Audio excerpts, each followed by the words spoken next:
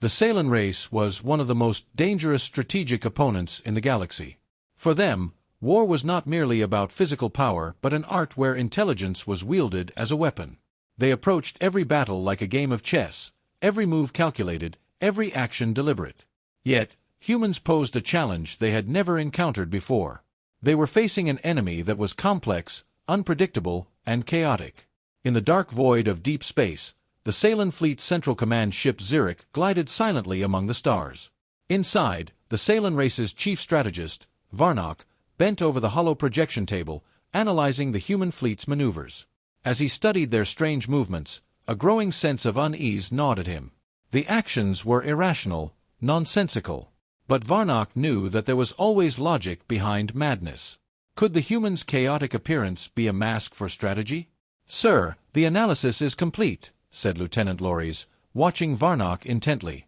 "The human fleet is moving erratically. No coherent formation. If we attack, we could wipe them out instantly." Varnock narrowed his eyes and slowly shook his head. "Don't be fooled by appearances, Lieutenant. Humans are not simple," he said, his fingers tracing the holographic display of the human ship's chaotic movements. Each one seemed to move independently, performing a chaotic dance. But Varnock could sense something was off. There's a disorder in their movements, yes. But this could be a trap. Lieutenant Lories frowned, trying to grasp his commander's hesitation. "But sir, if we don't strike, this disorder could give them an advantage. Sailans don't wait, we strike and eliminate." Varnock took a deep breath. "Patience, Lories. Our victories are built on patience. If we attack without understanding what the humans are trying to achieve, we might get lost in this chaos," he said. "This is a game, but whose game is it?" Meanwhile, aboard the humans' flagship Resolute, Commander Ryland was carefully observing the battlefield. He had long understood the strategic genius of the Sailans, waiting for their first move. To defeat them at their own game, he had chosen to follow a strategy of complex chaos. His eyes gleamed with sharp confidence as he awaited the impending battle. "They're waiting for us to strike first," Ryland said. "But we're going to turn their own game against them."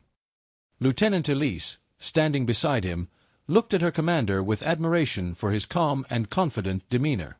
Elise had long been one of Ryland's most trusted officers, known for her unwavering loyalty. But deep down, she harbored a quiet worry. The Sailans were intelligent, far too intelligent. She knew the odds were not in humanity's favor. "The Sailans aren't making any moves," Elise noted. "They're waiting too." Ryland smiled. "Of course they're waiting. They want us to think. But we're more dangerous than they believe. We'll use chaos." Elise hesitated for a moment. "Chaos?" she asked. "We know how strong they are. What if we make a mistake?" Ryland shook his head. "There are no mistakes, Elise. They expect everything to be perfect. But wars aren't perfect. Wars are chaos. We'll make sure they understand that." Under Ryland's command, the human fleet continued its seemingly erratic maneuvers. Yet, this disorder was highly orchestrated. Each ship appeared to be following an invisible, random path, but in reality, it was a diversion tactic designed to confuse the Sailans. Ryland had turned his opponent's intelligence into his own weapon. "Is the rest of the plan ready?" Ryland asked, glancing at his team. Communications Officer Donovan immediately responded, "Yes, sir. The diversion is working perfectly. The Sailans are trying to analyze our movements, but they won't understand anything until we make the real attack." Ryland nodded calmly. "Excellent," he said. "This time, we will win."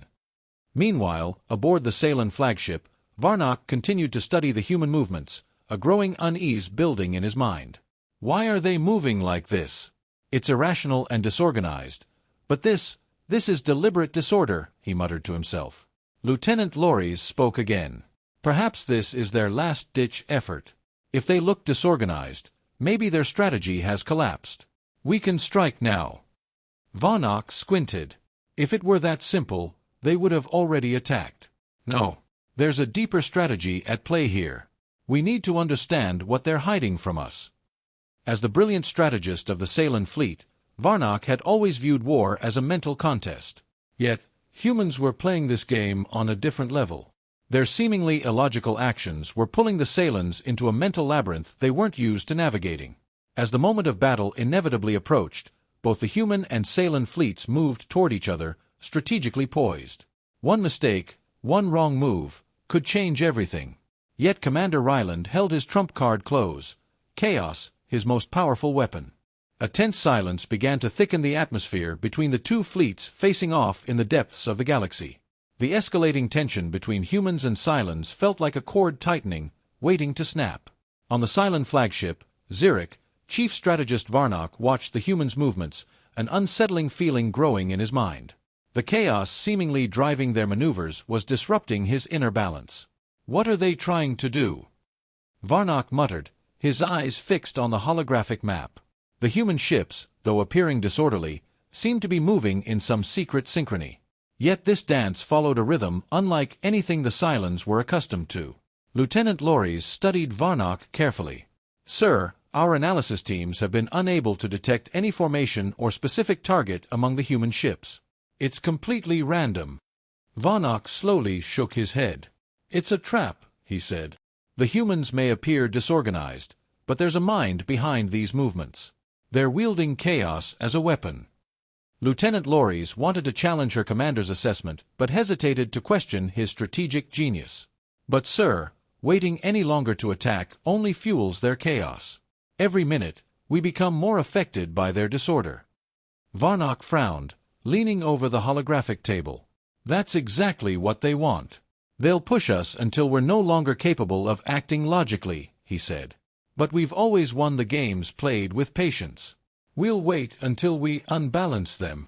Meanwhile, aboard the Resolute at the heart of the human fleet, Commander Ryland carefully observed the Cylons' reactions. His plan was working perfectly, but Ryland knew this was only the beginning. The Cylons were clever, that much was clear. But he would outmaneuver their intelligence with humanity's unpredictability. Beside him, Lieutenant Elise stared at the screen in the operations room, holding her breath.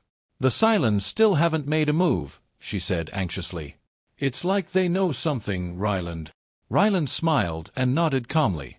"Of course they know," he said. "This is a game of patience, Elise. They're waiting for our move. But the Cylons know how to handle perfection. We disrupt that perfection with chaos." Elise looked at Commander Ryland and saw both confidence and the spark of a complex strategy in his eyes. "Chaos. You're creating chaos to throw them off balance," she said. "But how much longer can we wait?" Ryland pointed at the map, examining the positions of the Cylon ships. "A little longer," he replied. "We're feeding them seemingly random movements, but we're not showing them the real plan. When they think they've figured out the strategic move, that's when we'll launch the true attack." For a brief moment, silence settled over the command room. Everyone trusted Commander Ryland's brilliance, but a growing tension swelled within them. The Cylons had always been known as the strongest and most intelligent adversaries, but this time, things were different. Humans were too creative to follow predictable strategies. Donovan, the communications officer, was busy tracking signals from the Cylon ships.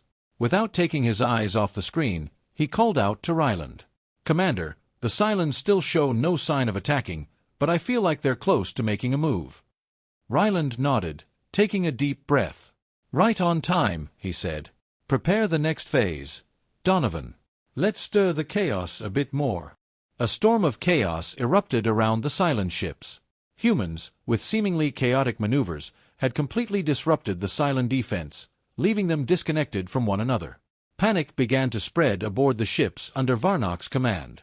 The unpredictable human tactics had upended the logic and calculations that formed the foundation of Cylon thought. In the midst of this disaster, Varnock desperately searched for a way out, but time was running out. "Return fire. Every ship moves independently," Varnock ordered while poring over the holographic map, trying to find a solution. But even the independently moving ships could not stand against the human assaults. The attacks came at unexpected times and angles, further dividing and disorienting the Cylon fleet. Inside the Cylon ships, the crew hurried to reorganize, but these efforts were proving ineffective against the relentless intensity of human assaults. The Cylons, who had dominated strategically for years across the galaxy, were now caught in a trap.